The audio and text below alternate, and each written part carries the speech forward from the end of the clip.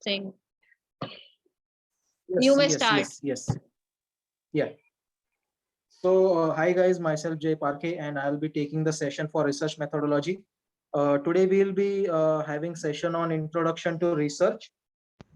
So, firstly, we'll look what actually the research is. Research is actually a two-syllable name which deals with in which re deals with again and again. That is looking or searching for something again and again, or and the search deals with examining the things or the what do we say facts or principles keenly, closely, test them carefully, try them and to probe them. Okay.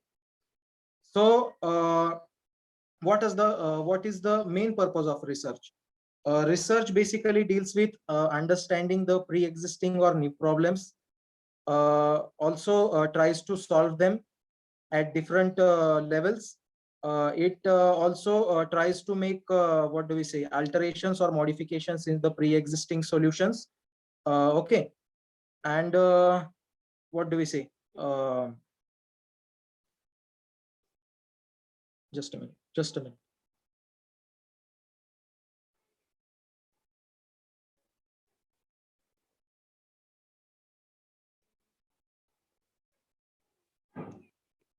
Yeah. So the proper definition for research is it basically refers to the procedures used in making a systematic observation or acquiring a data, evidences, or any information in the form or in the sort of a study.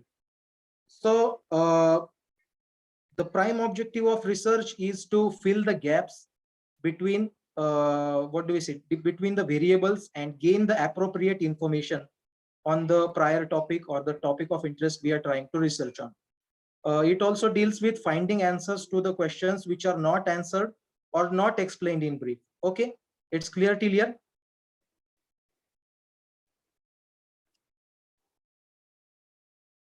Please do respond, guys. Please explain in Hindi also. अरे ये drawing किसने कर दिया यहाँ पे?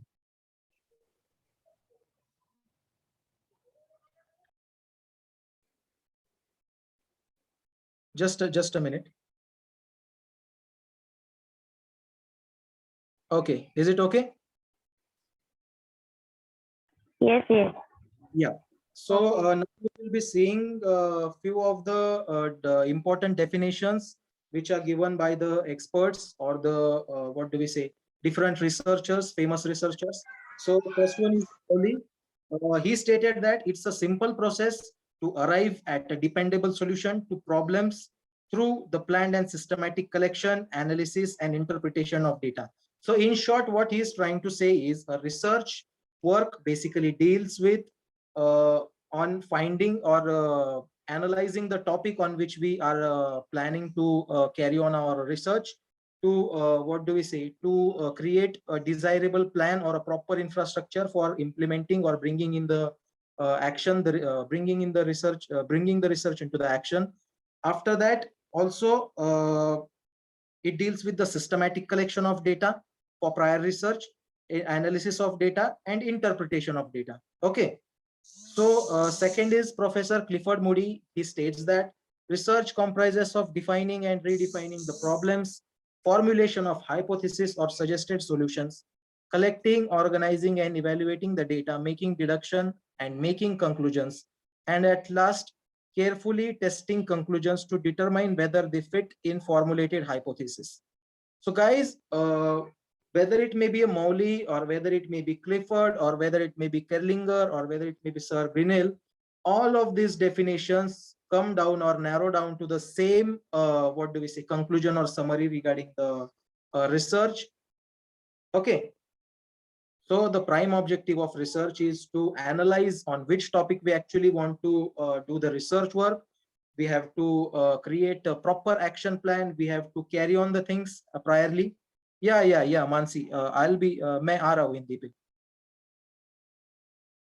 Yeah, so एक research जो है वो उसका कोई भी definition हो, उसका जो prime objective है वो यही है कि जिस टॉपिक पे हम अपना रिसर्च करना चाहते हैं वो कोई भी फील्ड हो या फिर कोई भी बैकग्राउंड हो, हम सब डिफरेंट डिफरेंट बैकग्राउंड से बिलोंग करते हैं, तो हमारा जो भी टॉपिक ऑफ इंटरेस्ट है, जो जिस भी टॉपिक में हम रिसर्च करना चाहते हैं, उसका उससे रिलेटेड सबसे पहले हम उसका कुछ डेटा कलेक्ट करने की ट्राई करें। उसके बाद में जो डेटा हमारे पास आया है उसको हम थोड़ा सा व्हाट डू वी से थोड़ा एनालाइज करें। उसमें से जो डिजायर्ड डेटा है जो हमारे काम का है उसको सॉर्ट करें। उसके हिसाब से हम एक प्रॉपर एक्शन प्लान तैयार करें और उसके बेसिस पे हम अपना रिसर्च इम्प्लीमेंट एंड रिपोर्ट करें। Okay, is it clear clear? Should I jump on next slide? Clear. Hello. Yeah, okay, sure. So now we will be looking towards the major objective of research. So जो एक research होता है उसके prime factors क्या होते हैं जो वो कंसिडर करता है? तो find out the hidden truths और facets which haven't been discovered yet. तो जो हमारा क्या बोलते हैं, जिसको हम इंडक्टिव रिसर्च कहते हैं। इंडक्टिव रिसर्च एक ऐसा रिसर्च है जिसमें हम ग्रास रूट लेवल से या शुरुआत से हम उस पर रिसर्च काम शुरू करते हैं। ठीक है, अपनी लेवल पे हम किसी का पुराना डेटा, झूठा डेटा किसी का यूज नहीं करते या फिर उससे कोई मटेरियल उससे बोरो नहीं करते। ठीक है, तो फिर जो रिसर्च है उसका सबसे पहला मेन ऑब्जेक्टिव यही है कि जो चीजें या फिर जो टॉपिक जिसपे अब तक किसी ने कोई डिस्कशन नहीं किया या फिर कोई ऐसा प्रॉब्लम है जिसपे अभी तक कोई सोल्यूशन आया नहीं या फिर किसी ने उसका सोल्यूशन ढूंढने की दखल नहीं ली, ऐसे ऐसे ऐसे पॉइंट्स को या फिर ऐसे चीज का सॉल्यूशन ढूंढने की हम कोशिश करते हैं। ये सबसे पहला ऑब्जेक्टिव है। Okay, second is develop a sense of finding flaws and correcting them efficiently. दूसरी बात यह है कि जो अगर कोई रिसर्च पहले ही प्री एग्जिस्टिंग है या फिर जिसपे पहले ही कोई रिसर्च वर्क ऑलरेडी हो चुका है लेकिन उसमें जो डेटा है वो इनसफिशियंट है या फिर हमारा जो क्वेश्चन है उसको प्रॉपरली वो डिफाइन नहीं कर सकता, उसको ब्रीफ नहीं कर सकता, इस केस में हम अपने लेवल पे उसको फिर से एक बार ऑन द ट्रैक ला सकते हैं, उसको फिर से एक बार रिसर्च करेंगे और अपने हिसाब से उसके रिजल्ट्स व्हाट डू वी से रिजल्ट समराइज करेंगे। ओके, तीसरी चीज portray precisely characteristics of a particular individual situation और अ ग्रुप। ठीक है, तो जो अपना रिसर्च है उसमें व्हाट डू वी से उसका जो प्राइम ऑब्जेक्टिव है उसको हम एकदम क्रिस्टल क्लियर रखेंगे। हम उसमें व्हाट डू वी से किसी को भी मतलब हमारे आगे या फिर हम किसी से भी वो रिसर्च पेपर या फिर रिसर्च डेटा शेयर करें तो उसको वो एकदम एक्सेसिबल फिजिबल लैंग्वेज में मिलना चाहिए जिससे उसको वो समझने में बहुत ही आसानी हो जाए। सही है। Subject is research methodology. या unit 1 introduction to research. So next point is aids in decision making and proper management. Aids यानी असिस्टेंस, हेल्प करना। वो जो हमारा रिसर्च है वो हमारे आगे चल के डिसीजन मेकिंग में एंड प्रॉपर मैनेजमेंट में हमारी बहुत ही मदद करेगा। Okay, so next point is activities in research में range from simple collection of facts to variation of information to an exhaustive theory and model construction. So हर बार रिसर्च सिर्फ किसी डेटा को या फिर किसी व्हाट डू वी से किसी चीज पर रिसर्च करने से ही नहीं उसको हम रिसर्च बोलते। रिसर्च के डिफरेंट डिफरेंट फेसेट्स हो सकते हैं, डिफरेंट डिफरेंट फॉर्म्स हो सकते हैं। जैसे कि अगर कोई हम रिसर्च पहले से करें मतलब ग्रास रूट लेवल से शुरू करें जिसके बारे में हमारे पास प्रीवियसली कोई भी डेटा नहीं है या फिर कोई भी व्हाट डू वी से उसको हमारे रिसर्च को सपोर्ट करने के लिए कोई भी डेटा नहीं है तो उसको हम इंडक्टिव रिसर्च बोलते हैं, जैसे कि जिसको हम ग्रास रूट लेवल से शुरुआत करते हैं। जबकि on contrary side, on opposite side, जो डिडक्टिव रिसर्च होता है उसमें हम सिर्फ जो ऑलरेडी डेटा मौजूद है उसमें ही हम सिर्फ कुछ सर्टन चेंजेस या अल्टरेशंस करते हैं। ठीक है, तो हर बार रिसर्च सिर्फ किसी चीज को ढूंढना नहीं होता। कुछ केसेस में रिसर्च यानी कि कोई पहले चीज ऑलरेडी उसमें कुछ रिसर्च हो चुका है उसी पे कुछ और एक्स्ट्रा इंफॉर्मेशन हम उसमें ऐड करने की या अल्टर करने की कोशिश करते हैं। Okay, so these are the few major objectives of research. We will be jumping on next slide. So these are the few categories of research. They are descriptive research, analytical research, applied, basic, qualitative, quantitative, conceptual.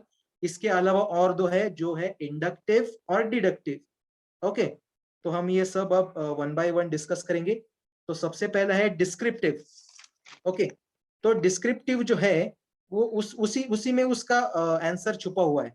Okay, descriptive यानी ये जो research है वो बहुत ही elaborative होता है, उसका जो कंटेंट है वो व्हाट डू वी से ब्रीफली एक्सप्लेन करता है कि एक्चुअल हमारे रिसर्च में हम क्या हाईलाइट करना चाहते हैं या फिर लोगों को हम उससे क्या मैसेज पास ऑन करना चाहते हैं. Okay, it is more explaining.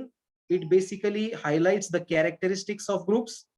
Okay, so yeah, so उसके बाद में it basically focuses on what, क्या हम ये रिसर्च किस लिए कर रहे हैं. ओके, हमारे जो रिसर्च है उसका क्या पर्पस है, हम ये कौन से व्हाट डू वी से किस पर्सपेक्टिव से या किस स्टैंड से कर रहे हैं ये रिसर्च, ये इसमें कंसिडर होता है. Okay, next is it assumes no hypothesis, मतलब इसमें कुछ रैंडम सा प्रेडिक्शन नहीं डाल सकते हम. ओके, जो कुछ भी डेटा इसमें से एक्वायर होगा वो कंप्लीटली थियरी बेस्ड होगा, कंप्लीटली अप्लाइड होगा, कुछ भी ऐसा रैंडम सा नहीं होगा, प्रेडिक्टेड नहीं होगा, सब कुछ ऑन पॉइंट प्रिसाइज होगा. Okay, next is try to maximize precision, that's what I have talked in previous point. Okay, so next is it has no specific control over variables, जो हमारे रिसर्च के जो variables है उस पे वो कोई प्रकार का ये नहीं रख सकता, व्हाट डू वी से, उस पे कोई कमांड नहीं रख सकता. Okay,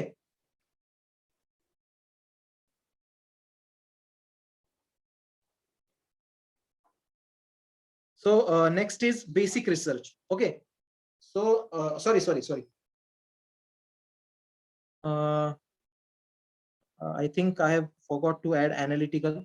Just give me a minute. Yeah.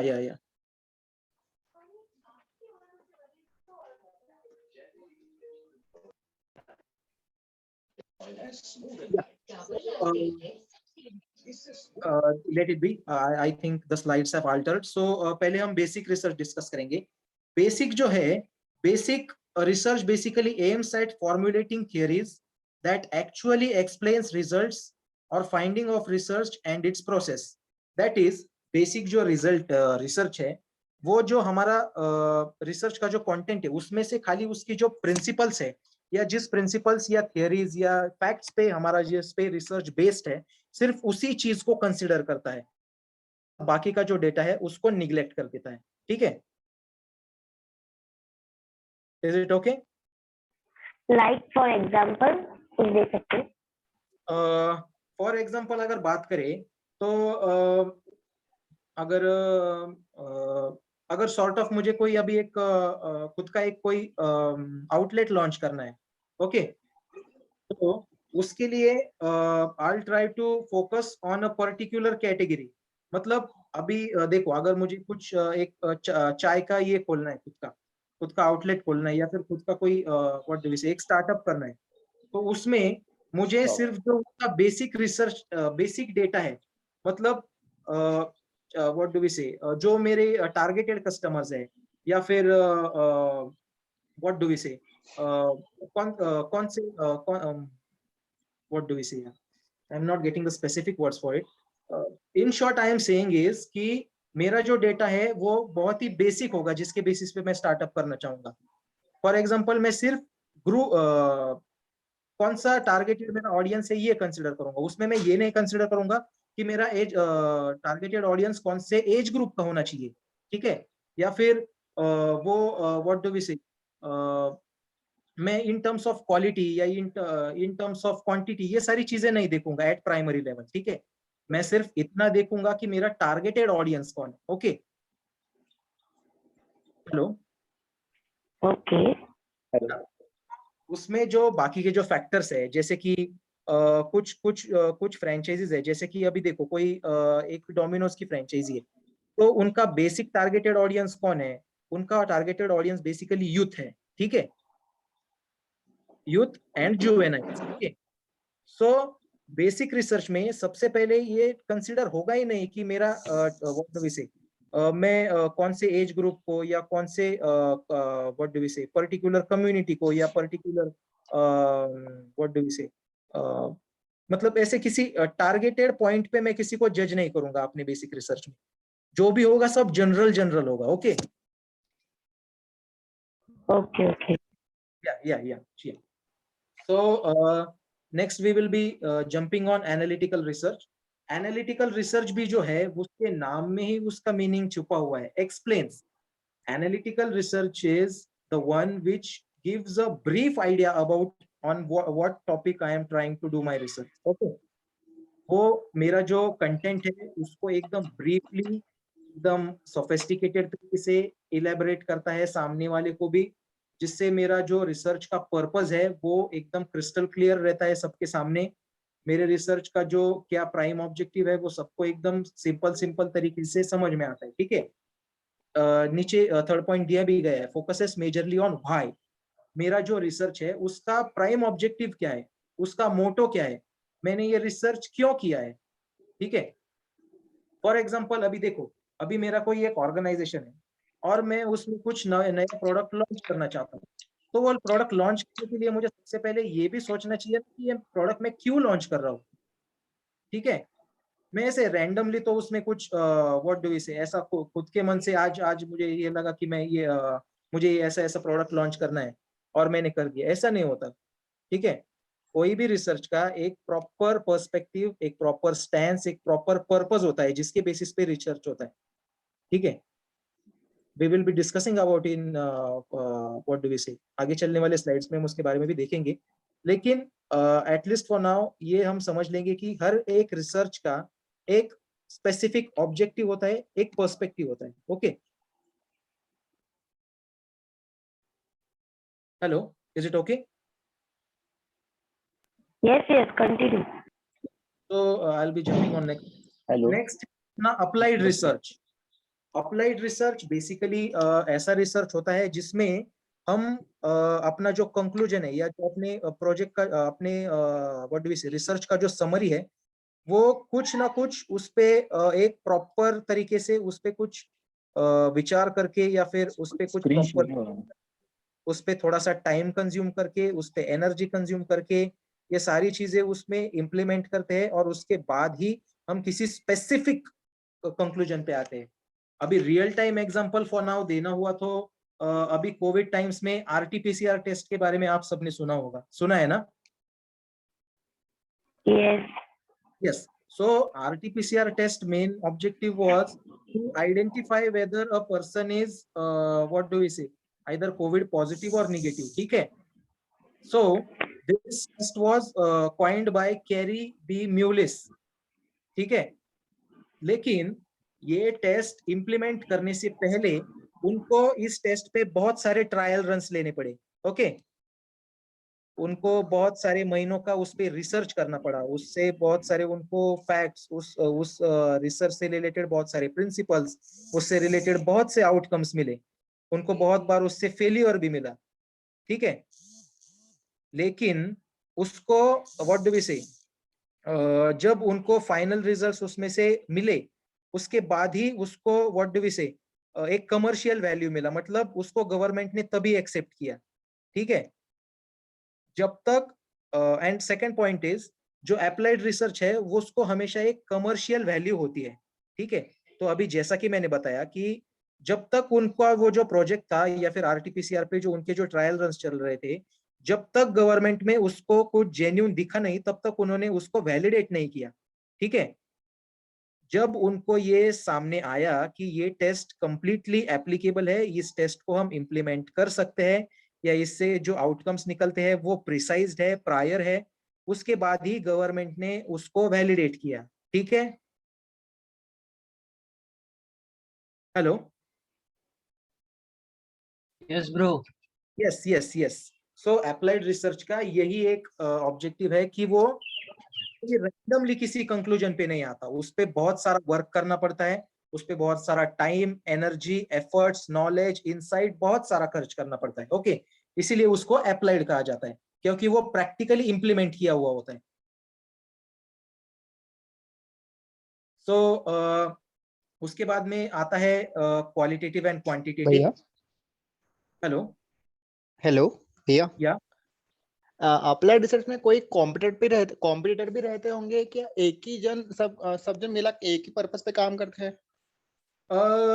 It depends, अगर कोई एक पर्टिकुलर ऑर्गेनाइजेशन है जिसमें सभी लोग किसी एक पर्टिकुलर ऑब्जेक्टिव को या पर्टिकुलर रिजल्ट के लिए फाइट कर रहे हैं या फिर किसी एक पर्टिकुलर कंक्लूजन पे आने के लिए एक साथ काम कर रहे हैं, तो फिर उनको हम एज अ होल भी कंसिडर कर सकते हैं।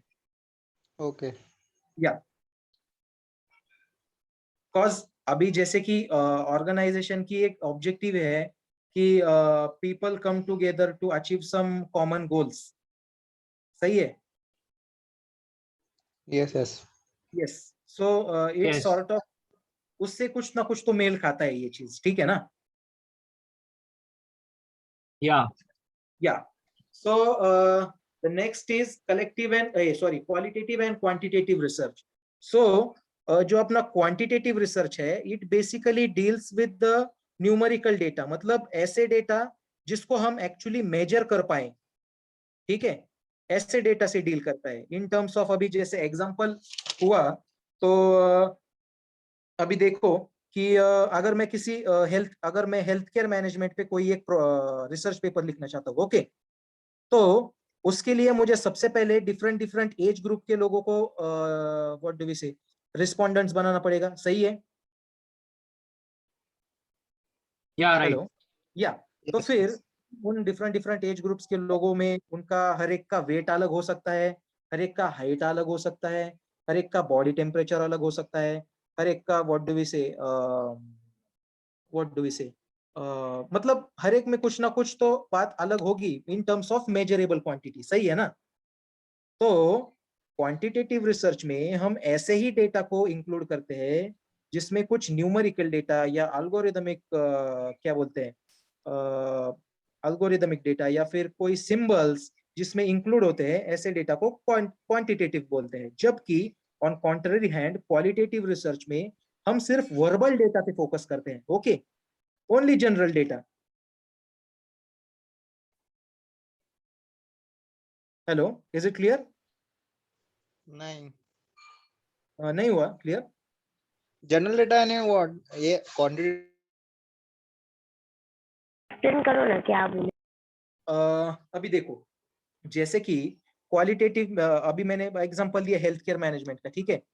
तो ऐसे ही सेम केस में अगर क्वालिटेटिव रिसर्च में मुझे भी हेल्थ केयर पर ही प्रोजेक्ट करना है, तो उसमें मैं ज्यादा से ज्यादा क्या देखूंगा कि मुझे एक पर्टिकुलर एज ग्रुप के लोग चाहिए, ठीक है?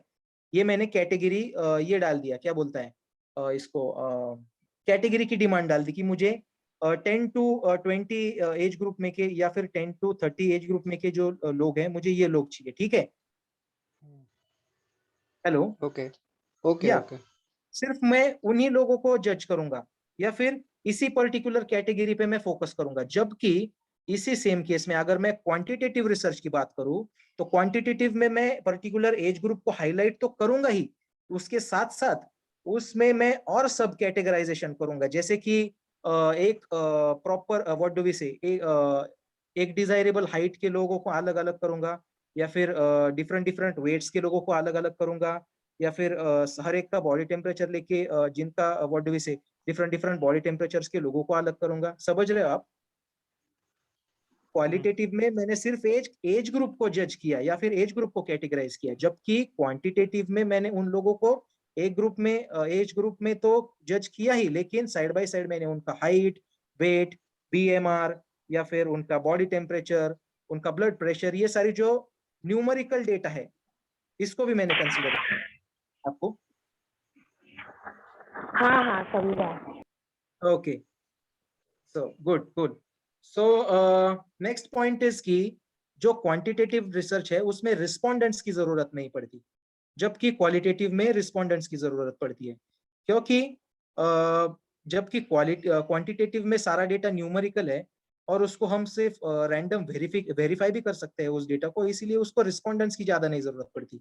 लेकिन क्वालिटेटिव में जबकि हम व्हाट डू वी से थोड़ा इलेबरेटिव स्टडी करते हैं, उस हिसाब से हमें उसके लिए कुछ रिस्पोंडेंट्स चाहिए होते हैं, जिनसे हम उनके सजेशंस, फीडबैक्स या हमारा जो आइडिया है उसमें कुछ अल्टरेशंस, उनके कुछ सजेशंस होते हैं, उनको भी इंडल्ज कर लेते हैं। ओके, ओके क्वांटिटेटिव में क्लोज डिस्कशन होता है और क्वालिटेटिव में ओपन एंडेड। फॉर एग्जांपल अभी देखो, अगर हम अपना कॉलेज का जो फॉर एग्जांपल अपना फीडबैक फॉर्म ले लें जो लेक्चर के बाद हमें दे दिया जाता है, तो उसमें open ended plus close ended दोनों भी क्वेश्चन है, सही है? यस यस, तो बराबर। क्लोज एंडेड क्वेश्चन में ये आता है कि वाज द लेक्चर हेल्पफुल, तो हम उसमें उधर लिखा होता है कि एक्सट्रीमली या फिर वेरी गुड या फिर सेटिस्फैक्टरी, ठीक है। तो उसमें हमें एक तरह का एक आंसर बाउंडेशन आता है कि सिर्फ हम उसमें सिर्फ जो हमारा रिसर्चर है उसके हिसाब से हम उसको जो एक्सपेक्टेड डेटा है सिर्फ उसको ही हम आंसर कर पाते हैं, ठीक है। जबकि लास्ट क्वेश्चन ये आता है कि give your brief feedback about the lecture. तो उसमें हम अपने हिसाब से हमें लेक्चर के बारे में क्या लगा, हमारे व्यूज, हमारे सजेशंस, हम उसको और कैसे इम्प्रूव कर सकते हैं इसके बारे में भी, हमारे डिफरेंट डिफरेंट जो लोग हैं डिफरेंट डिफरेंट का अलग अलग पर्सपेक्टिव हो सकता है, उसके हिसाब से हम उसमें सजेशंस देते हैं। सही है? बराबर। बिल्कुल। या सो ये हो गया open and close and questions. So quantitative research जो है उसका जो डेटा कलेक्शन का प्रोसेस है उसमें बेसिकली एक्सपेरिमेंट, ऑब्जर्वेशंस और सर्वेज यूज होते हैं, ठीक है। मतलब जो ऑलरेडी प्री एग्जिस्टिंग डेटा है उससे नया वाला डेटा सिर्फ वैलिडेट किया जाता है, ओके, वेरीफाई किया जाता है। जबकि क्वालिटेटिव रिसर्च जो है उसमें interviews, questioners, group study, group discussion और रिव्यू ऑफ लिटरेचर, मतलब सेकेंडरी डेटा की हम मदद ले सकते हैं इसमें, okay. Clear till now? Okay. Yeah, okay, good, cool. So now we will be jumping on another slide, that is deductive and inductive research. So deductive जो research है उसमें basically होता क्या है कि जो डेटा ऑलरेडी प्री एग्जिस्टिंग है, मतलब जो जो अभी हमने फॉर एग्जांपल अभी देखो पर्टिकुलरली मैं फूड टेक्नोलॉजी से बिलोंग करता हूँ, ओके। सो अगर हमारा 7th सेमेस्टर होता है हैंड्स ऑन ट्रेनिंग, ठीक है, जिसमें हमें एक इनोवेटिव प्रोडक्ट बनाना होता है जिसको जो मार्केट में पहले बिल्कुल भी अवेलेबल नहीं है, प्रोवाइडेड उसको कुछ न्यूट्रिशनल बेनिफिट्स भी हो, ओके। सो अगर मैं अपना जो प्रोडक्ट है उसको कोई भी ऐसा प्रोडक्ट जो पहले ही मार्केट में है, जैसे कि समझ लो अभी चिप्स है, या फिर सोफिस्टिकेटेड एग्जांपल ले तो अगर कोई कन्फेक्शनरी आइटम है, कोई स्वीट आइटम है जैसे बर्फी, ठीक है। तो अगर मैं किसी शॉप वाले के पास जाऊं और उससे बर्फी की रेसिपी ले आऊं, उसी पे मैं अपना प्रोजेक्ट डिजाइन करूं और उसी को अपने पैनल के सामने प्रेजेंट करूं और उसी पे बेस्ड मैं अपना व्हाट डू वी से सारा क्या बोलते हैं उसको, अपना डेटा डिजाइन करूं, तो ये क्या हो गया, ये डिडक्टिव हो गया ना। मुझे इसमें कुछ मेहनत करनी नहीं पड़ी, ठीक है। क्योंकि देखो जैसे कि मतलब मुझे सारा डेटा एकदम ऐसा सिंपल सिंपल तरीके से मिल गया ना। मुझे उस पे कुछ ना एनर्जी खर्च करनी पड़ी, ना उस पे मुझे मेरा नॉलेज खर्च करना पड़ा, ना मुझे उस पे अपनी एनर्जी, ना पैसा, ठीक है। जबकि इंडक्टिव रिसर्च जो है उसमें करंट और फ्रेश फाइंडिंग्स, मतलब हम सारी चीजें बेस लेवल से करते हैं। फॉर एग्जांपल अगर वही वही प्रोजेक्ट जो मैं अभी आपके बारे में आपके साथ डिस्कस कर रहा था, तो उसके लिए सबसे पहले मुझे अपना जो व्हाट डू वी से जो मुझे प्रोडक्ट बनाना है उससे रिलेटेड पहले कोई रिव्यू ऑफ लिटरेचर या फिर कोई प्री एग्जिस्टिंग डेटा है क्या, उससे रिलेटेड मुझे उसकी थोड़ी इंफॉर्मेशन निकालनी पड़ी, जिसके लिए मुझे गूगल सर्च इंजिन या फिर लोकल रिसोर्सेस या फिर बुक्स का, लाइब्रेरी में से मिले बुक्स का, उनका मुझे हेल्प लेना पड़ा। उसके बाद में मुझे उससे रिलेटेड व्हाट डू वी से मार्केट रिसर्च करना पड़ा, मुझे लोगों को कंसल्ट करना पड़ा कि उन्होंने इस तरह का कोई प्रोडक्ट पहले कंज्यूम किया है क्या, या फिर इस तरह का कोई प्रोडक्ट उन्होंने पहले सुना है क्या, या फिर सुना है तो कहाँ से सुना है, या फिर अगर मैं ऐसा प्रोडक्ट कोई मार्केट में नया लॉन्च कर दूं तो वो उसको कंज्यूम करेंगे क्या, या उसको लाइक करेंगे क्या, या डिसलाइक करेंगे, ऐसा। ये सारी चीजें मुझे उसमें उनसे लोगों से उनकी राय जाननी पड़ी। उसके बाद में मुझे उस प्रोडक्ट का व्हाट डू वी से फॉर्मुलेशन करना पड़ा, मतलब मुझे उसकी ट्रायल्स लेनी पड़ी, ठीक है। ट्रायल्स के बाद में मुझे वो प्रोडक्ट मुझे अपने पैनल मेंबर्स को दिखाना पड़ा। उस पैनल्स मेंबर्स ने फिर वो सारे जो ट्रायल्स है उनमें से 3 सिलेक्ट किए, उन 3 में से एक शॉर्ट लिस्ट किया, फिर उसी पे बेस्ड हमें मैक्सिमम व्हाट डू वी से बल्क में प्रोडक्शन निकालना पड़ा। फिर उस प्रोडक्शन को हमें लोगों में डिस्ट्रीब्यूट भी करना पड़ा, लोगों को उनको उस प्रोडक्ट को टेस्ट करवाना पड़ा। उसके बाद में उस प्रोडक्ट से रिलेटेड उनसे हमें फीडबैक्स लेना पड़ा। तो ये सारी जो इतनी टाइम कंज्यूमिंग प्रोसेस है, ठीक है, ये इंडक्टिव में आती है। Is it clear till now? So what I am I am sorry, deductive का क्या है? इंडक्टिव एक और बार एक्सप्लेन कर सकते हो क्या? हाँ, डिडक्टिव में क्या होता है कि जो ऑलरेडी डेटा पहले से मौजूद है, हम उसी में सिर्फ थोड़ा सा मॉडरेशन या थोड़ा सा अल्टरेशंस करते हैं, उसमें सिर्फ थोड़े से स्लाइट चेंजेस करते हैं, बस that's it, okay. For example अभी देना हुआ तो देखो अभी हर साल सेंसेक्स होता है, सही है। तो सेंसेक्स में क्या होता है, कि एक टीम हर घर घर जाके वहां के लोगों का डेटा वैलिडेशन करती है। ओके, ठीक है। हाँ तो उसमें क्या हाँ होता है कि हर साल का जो फॉर्मेट है वो फॉर्मेट फिक्स्ड होता है, ठीक है। चीजें क्या चीज होती है, खाली अगर एक साल में किसी के घर में अगर कोई बच्चा पैदा होता है या फिर कोई एक मेंबर ऐड हो जाता है, सिर्फ ये एक चीज ऐड हो जाती है। या फिर अगर एक साल में हम लोगों का एज भी बढ़ता है, ठीक है, तो फिर खाली वो एज को अल्टर करते हैं, बाकी सारी चीजें सेम होती है ऑलमोस्ट। ओके, या सो ये हो गया डिडक्टिव। जबकि इंडक्टिव में हमें सारी चीजें ग्रास रूट लेवल से या फिर एकदम बेसिक से पहले से शुरू करनी पड़ती है। ओके, अभी समझ में आया? हाँ या समझा अभी समझ। Yes yes yes. सो हाँ, thank you. एक ड्रॉबैक ऐसा है कि इसमें हमें कुछ इंसाइट्स या फिर कुछ नॉलेज नहीं मिलता होता है, इसीलिए हमें उसमें कोई ज्यादा खास मेहनत करनी नहीं। इंडक्टिव में हमें एक्सपोजर का और एक्टिविटीज का बहुत सारा स्कोप होता है, क्योंकि जैसे कि हम सारी चीजें हम ग्रास रूट लेवल से अपनी अपनी तरीके से करते हैं, इसीलिए हम एंड होने तक की ड्यूरेशन में हमें क्या क्या प्रॉब्लम्स को फेस करना पड़ा, या फिर हमें क्या क्या हर्डल्स आए, या फिर हमें क्या क्या व्हाट डू वी से रिजल्ट्स ऑब्टेन हुए, ये सारी चीजें हमें मालूम होती है, ठीक है। तो इसमें हमें बहुत सारा नॉलेज और इंसाइट्स देखने को मिलता है या फिर सीखने को मिलता है। ओके, क्लियर है यहाँ तक हम सब? डिफाइन मतलब पास्ट जो है ड्रॉबैक्स उसके डिफाइन कर अगर पूछा तो जैसे इसके ड्रॉबैक्स क्या हो सकते हैं तो Sorry? पता करना चाहिए। अभी जो आपने इंडक्टिव के ड्रॉबैक्स बताए थे ना एक तो मैं बोल रही थी कि कोई 5 बता सकते हो कि अपन अगर डिफाइन करने को पूछा कोई भी 5 ड्रॉबैक्स क्या हो सकते हैं, ये बोल रही थी मैं। मतलब what do we say? Inductive, can I say something? Inductive के हाँ इंडक्टिव के 5 टाइप्स के ड्रॉबैक्स पूछ रही हूँ, मतलब 5 प्रकार के क्या ड्रॉबैक्स दे सकते हैं, इसमें क्या लॉस हो Inductive, सकता है उसका। inductive जो research है, One at a time. Hello, hello, मतलब आप ये जानना चाहते हैं इंडक्टिव के मेरिट्स या डिमेरिट्स है, ये जानना? inductive, हाँ मेरिट और Induct- demerit. inductive process as very well explained by Jay. It's absolutely time consuming because सब कुछ हम ही कर रहे हैं. Yes, absolutely, ma'am. You're on point. हम we are doing everything on our own. वो beginning से end तक सारा काम हम ही कर रहे हैं. So we are not getting help